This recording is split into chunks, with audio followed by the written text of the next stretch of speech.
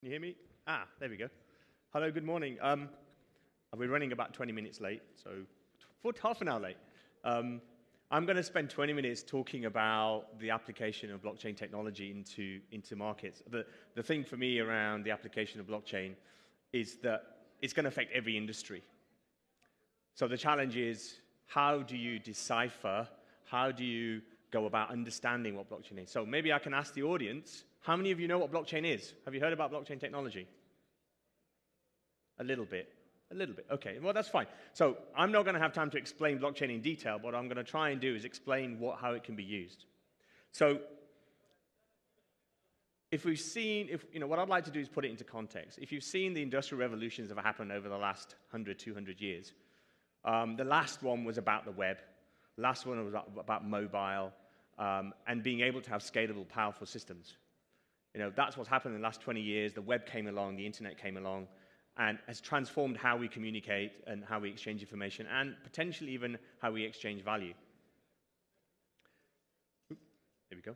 So where we are now is basically the start of the fourth industrial revolution. The application, not just blockchain, but the use of data, the use of IoT across every industry is going to transform every market and every business. And all of you have to think about how that's going to change your business and think about how that can help you transform. I was talking to some people in the audience today about some of the applications and some of the efficiencies. Now, given Saudi Arabia today and where you are in terms of the technology evolution, you have the opportunity to build these 21st century businesses and 21st century infrastructures that enable you to basically bypass what's happened in the West and in the US and in Europe, where they have massive legacy systems, and be able to build these new decentralized models. So some or all of you will have seen these things. You hear the words, you hear lots of marketing and media, you see a lot of big vendors talk about it. There's lots of news about all of these things. The challenge is always, what does this mean? And how do you connect in? How do you relate these things together to basically solve some business problems or reinvent business models, or invent business models even? I'm going to focus on blockchain today because that's my talk, but you've got to remember, blockchain sits in context. It's not just about application of blockchain technology. It's about combining these technologies together to build out new business models and how business is going to work in the future. So as part of applying blockchain into any industry in any market, is looking at what's happening in all sorts of areas. This is just a diagram around the use of sensors and the use of data across every single market in every single industry. You can see where things were a few years ago and where things are going to go. These fourth generation platforms are going to transform every industry. So NEOM is building a new city. It's about building a huge smart city somewhere. Well, that's going to be enabled by IoT. It's going to be enabled by data. It's going to be enabled by blockchain to be able to use the data to be able to build business models. So simple examples being paying for energy in decentralized energy models and paying for energy using decentralized models. That's kind of things that are going to happen. So just to go into the next level of detail, if you talk about smart cities specifically, and think about the applications of blockchain, and I'm going to explain some of those. So for example, in smart retail, if you talk about loyalty programs, if you know about Air Miles or you know about other kind of loyalty programs, decentralized loyalty programs with a tokenized model are going to replace traditional centralized hub-and-spoke models around loyalty.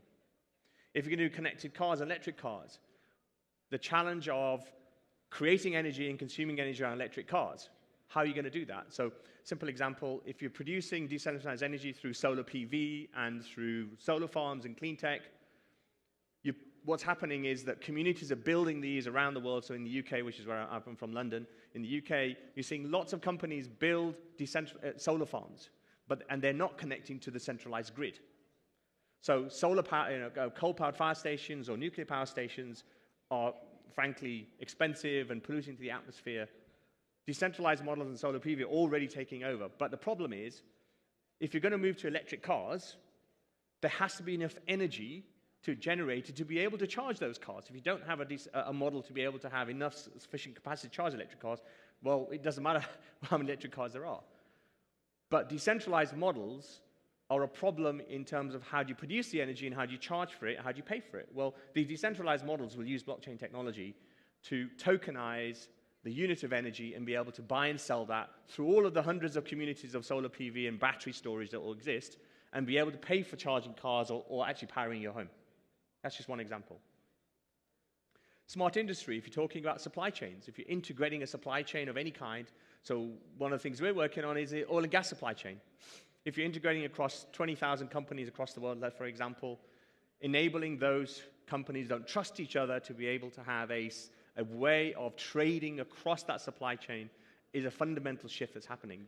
This kind of thing has never been solved before. And there's lots more, but I won't, I'll stop and move on to the next slide. So the other thing to think about is actually how customers want to be served. You know, this is not only about backend. This is about saying, how are you going to serve your customer? How are you going to make it easy for somebody who owns an electric car to get cheap electricity and charge it and be able to pay for it easily? How are you going to do banking? How are you going to get loans and mortgages? And if you've heard about crowdfunding, for example, using decentralized models around crowdfunding is something already that's happening. So if you've got a bunch of investors over here who have large amounts of capital, enabling them to invest in mortgages or loans or other kind of asset investments, the decentralized model is perfect for that, being able to manage that investment end to end. Healthcare is another one. Healthcare is huge. But what we have is, if you take electronic medical records right now, the challenge is electronic medical records are stored on databases centrally, and the data is owned nominally by you, but the data is stored in a hospital or some other place. Building decentralized models around storing electronic patient records enables the individual to control their data and manage and use that, and perhaps even provide permission for third parties to use that data for example, research purposes. So the important thing here is the experience of the customer, whether it's an individual or a corporation, again, will become a lot more efficient using blockchain technology.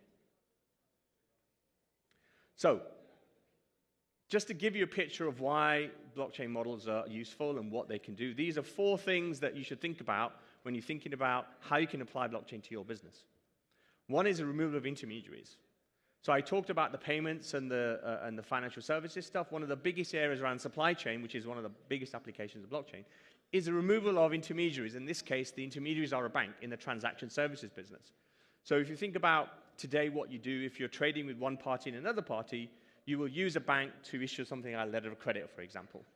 And the bank intermediates there, and what they do is they take a fee for just basically enabling one party to not trust another party and providing intermediary service at actually large expense. If you apply it with blockchain, if you use blockchain technology, you can remove that intermediary and provide the trust in the chain. You can do the transaction in the chain and make the payment in the chain and exchange the title of the asset, for example, on the chain itself. Another benefit is using blockchain technology for provenance, knowing where goods and services come from. So if you think about things like Dodd-Frank in the US, or you talk about provenance in supply chain for any kind of food product or diamonds or whatever else, one of the biggest things we've seen in the consumer world is people want to know where their things have come from.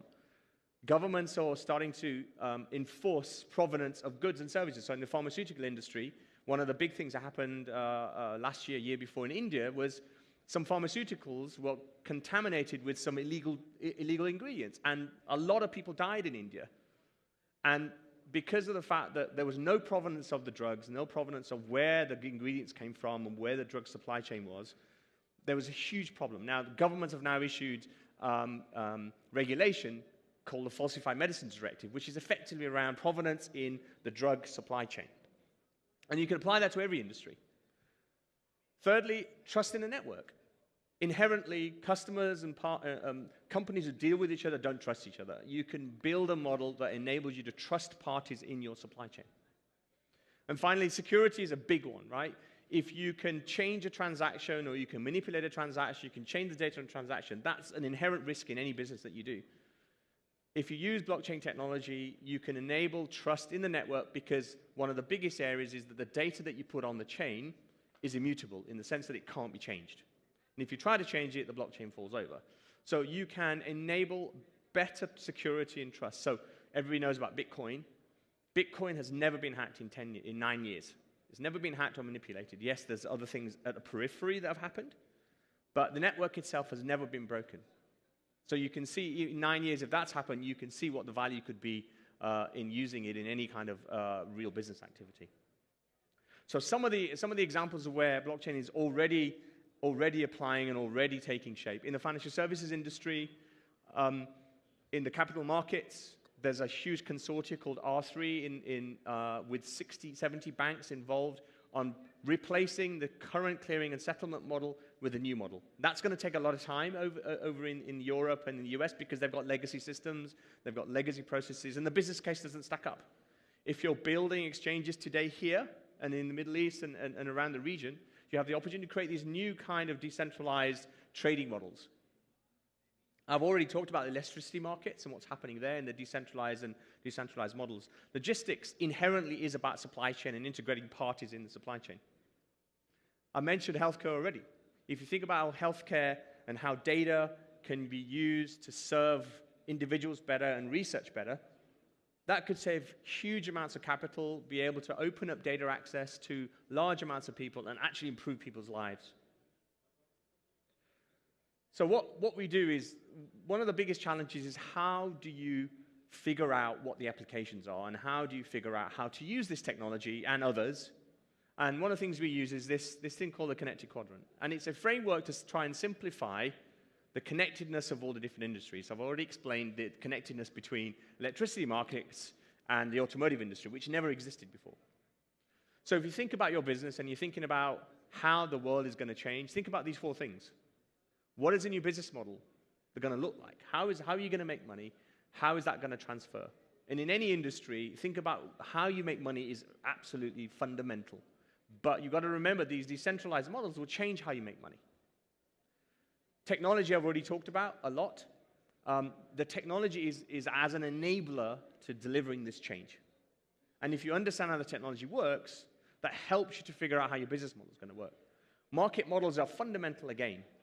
If you think about the energy markets I've mentioned already, energy markets are already decentralizing. Forget about blockchain technology. Energy markets are decentralizing already. And you think about any industry and you think about how a new market model will look. Think about decentralized models and think about how your business will fit into that model and how you are going to make money.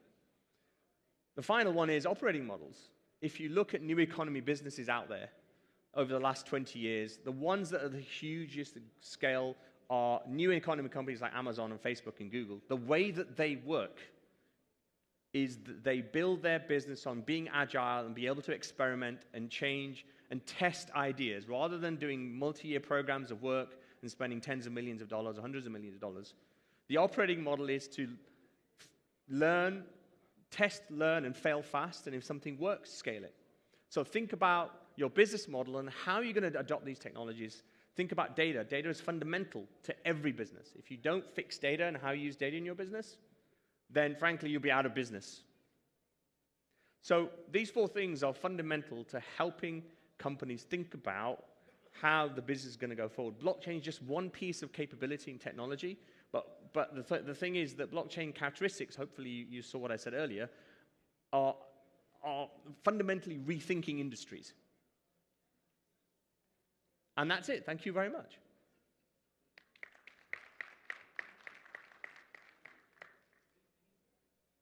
Thank you. I don't know if there's time for questions. Questions? Anybody have a question? I may be early. Okay, go ahead.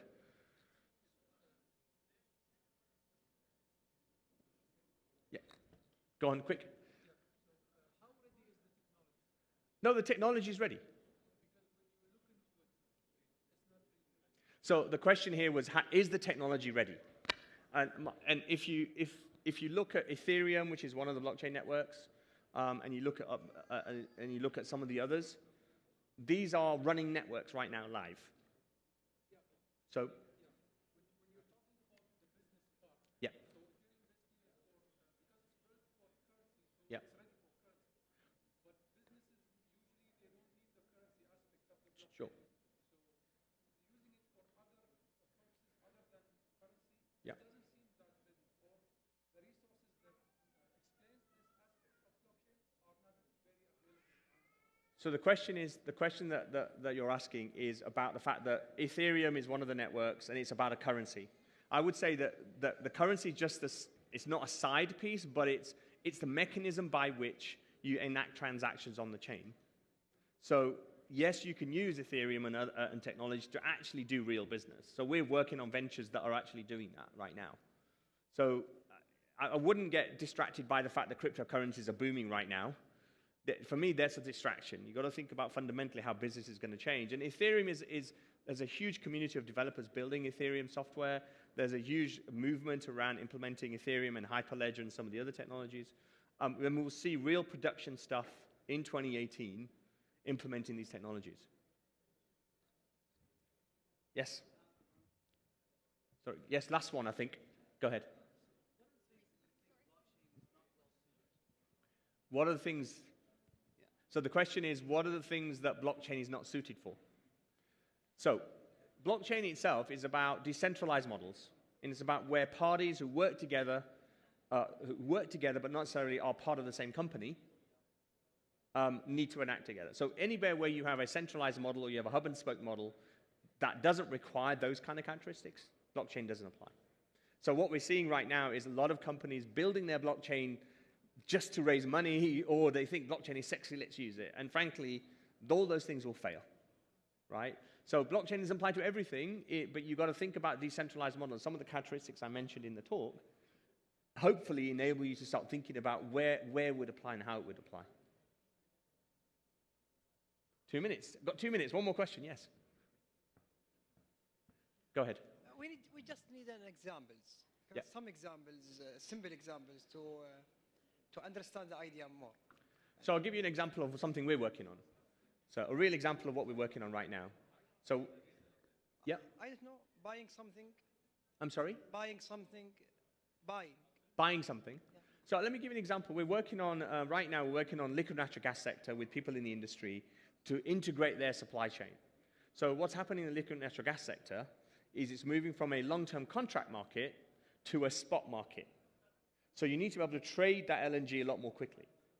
So what's happening is that there are, in this industry, let's say for sake of argument, there are 20,000 companies who all deal with each other. Let's say, I don't know how many there are, but let's say it's 20,000. They all need to move LNG across the supply chain and provide services in that. They all need to be able to exchange title of assets. They all need to exchange money. They all need to exchange information about that particular asset. So what we're working on is enabling that supply chain right now. Now, we're trying to, hopefully, the plan is, by end of Q2 next year, we'll have a live transaction going through. But that's a real example of something that we're working on right now. I think we're done. Is anybody else? Yes, go ahead, quick.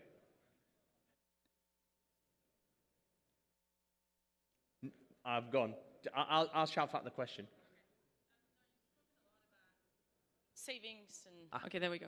You've talked a lot about the savings that blockchain can bring into the different industries and operational efficiency. Yeah. What we have not heard about, or we've never spoken about, and we were having discussion earlier on, was the cost of running this network and the cost of implementing it. Yep. And there's a cost of implementing it and the regular ongoing costs. Yep. Does that at all defeats the purpose of the... No, so what you're talking, I assume you're talking about the consumption of energy in the Bitcoin market, and it uses more energy in Belgium or something like that, right? Fine. For example. So everybody talks about that. The important thing is that the algorithms that are used, those algorithms are called proof of work algorithms, which require lots of energy to process. What will happen, and it's already happening in multiple networks, is moving to what's called a proof of stake model. And a proof of stake model is, in simple terms, a voting model which doesn't require large amounts of energy to put a transaction on the blockchain. So already these changes are coming. So not on the Bitcoin network, that's not going to happen because fundamentally Bitcoin doesn't work like that. But in Ethereum and Hyperledger and others, they don't consume large amounts of energy to process transactions. It uses different kind of what they call consensus mechanisms to put transactions on the chain. So that problem is already being solved. It's already being solved. So the cost of running it is significantly lower than people have right now. I think that's it. Thank you very much.